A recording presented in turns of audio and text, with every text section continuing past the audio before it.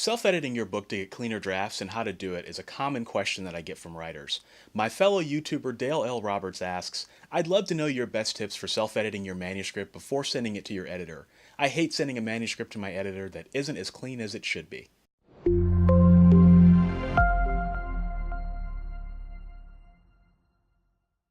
What's up, guys? My name is Michael Aron with Author Level Up, helping you write better and grow your influence with readers. If you're new here, be sure to subscribe to get new writing videos every week. And in this writing video, we're talking about self-editing to get cleaner manuscripts. The cleaner your book is before you send it to an editor, the less you'll pay, and the more your editor will be able to engage with your story instead of fixing basic errors. I've written over 40 books and I've perfected the art of self-editing. Here are my top 4 tips to help edit yourself into nirvana. And I've included 2 bonus pro tips in this video as well, so stay tuned. Tip number 1 is that if you want a clean manuscript, start cleaning as you write, not during editing. I don't outline anymore, and I write my novels these days in one draft.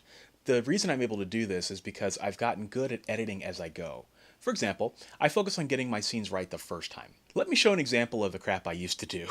I'd write my scene, and then I'd put stuff in brackets to come back to it. And then I'd also write the scene very light and come back in and add in things like sensory details and character depth later. And that hurt me in many ways because once it was time to edit, the inspiration was gone and I struggled. Writing like this is the very definition of sloppy. So take it from me and force yourself to write your scenes correctly the first time around. It will actually save you time and energy. You're probably thinking, Michael, how do I actually do this?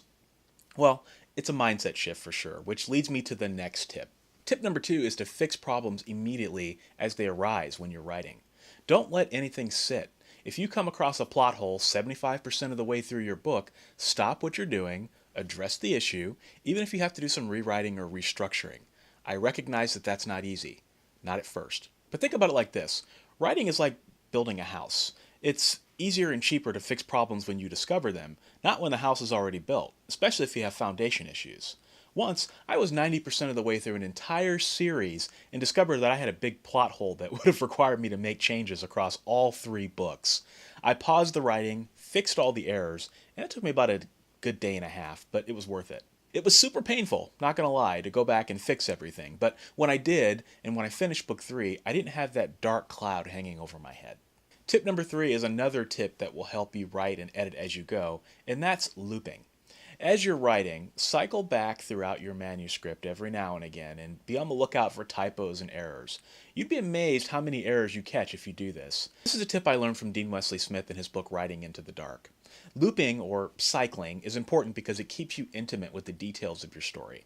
I don't know about you guys, but I often forget basic details, and going back through the manuscript helps me remember them. So let's say that you're not a edit as you go person and the writing and looping doesn't work for you. Or you're done with your novel and you want to fix any outstanding issues before you send it to your editor. Here's my pro tip. Develop a house style guide. House style guides are what editors use to ensure consistency in the documents that they're working on. It tells them how to treat things like proper nouns, commas, numbers, ellipses, and other issues where multiple possibilities exist. For example, if you have a number, do you spell it out or do you list the numerals? You might put in your style guide that for numbers less than 10, you spell them out, and for anything greater than 10, you use numerals. A style guide is not really for grammar, but you're creating an internal guide for your own use, so you can use it to catalog your weaknesses. The best way to do this for yourself is to take your most recent novel, sit down and actually look at the mistakes your editor fixed. If you see a mistake more than once, write it down, because it's an issue. Do this for your entire book. You'll see real quick where your actual weaknesses are, and this is eye-opening.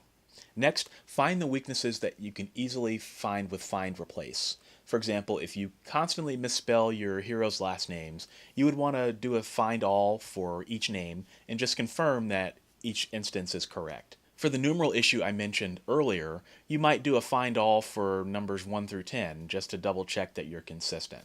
Every time you finish a novel, run it through your house style guide. This also has the added benefit of helping you when you write your next novel because you'll catch more errors in real time as you write. My second pro tip is to share this style guide with your editor so that they know what your weaknesses are up front. Your editor will ultimately use their own style guide, as is the industry custom, but I find that this builds good rapport with my editors because it tells them exactly what to expect. Moving on to tip number 4, which is be systematic so that this is quick, painless, and easy. Next up are a bunch of mini tips around this topic, just because I feel like going rogue today. Mini tip. I found that the editing process goes smoother if I set a deadline, meaning when that deadline hits, the book goes to my editor no matter what. Don't fall into the perfectionism trap of constant tinkering, retooling, or rewriting. Give yourself only a few days to comb your book for errors. I understand that it's hard to let go, but it's good for you in the long run. Mini tip. Use Scrivener 3's linguistic focus feature to hone in on areas of weakness. For example, if you want to isolate all of your dialogue, you can do that. This feature is incredibly cool and will give you a fresh perspective on your book. You can also fade in the surrounding text in and out, which will help you spot errors that might have been hiding from you. Mini tip. Edit on a different device that you write your novel on. If you write on your phone, edit on your desktop, or vice versa. Changing things up will give you a fresh look at your manuscript, which is desperately needed when you've been working on it for a long time. You can also have your writing app dictate your book to you, so you can listen to the pacing. I recommend only doing this for the first couple of chapters and a few key sections in your book. And the final mini tip is to use your writing app's spell checker as a last line of defense. Some of you may use an app like Grammarly or Pro Writing Aid, and if you're doing it simply to catch typos and basic errors, I think that's fine. Just remember that these apps can produce a lot of false positives, so you want to make sure that you have a very strong understanding of your craft if you're going to be relying on them for grammar recommendations. So those are my 4 tips. My personal process right now is to write the novel in one draft while looping and fixing errors immediately as they arise. When I'm done, I run it through my style guide, do some spot checks on the most important parts of the novel, and then use the spell checker for obvious errors. The key for me is that the self-editing process is quick, easy, and systematic. I don't have to think about it. What do you think? What's your top self-editing tip? Drop me a comment and let me know. That's it for this video. And if this is your first time watching, I would love to have you subscribe. Every week I publish videos just like this one with writing advice to help you write better and grow your influence with readers. So thanks for watching, and I'll see you in the next video.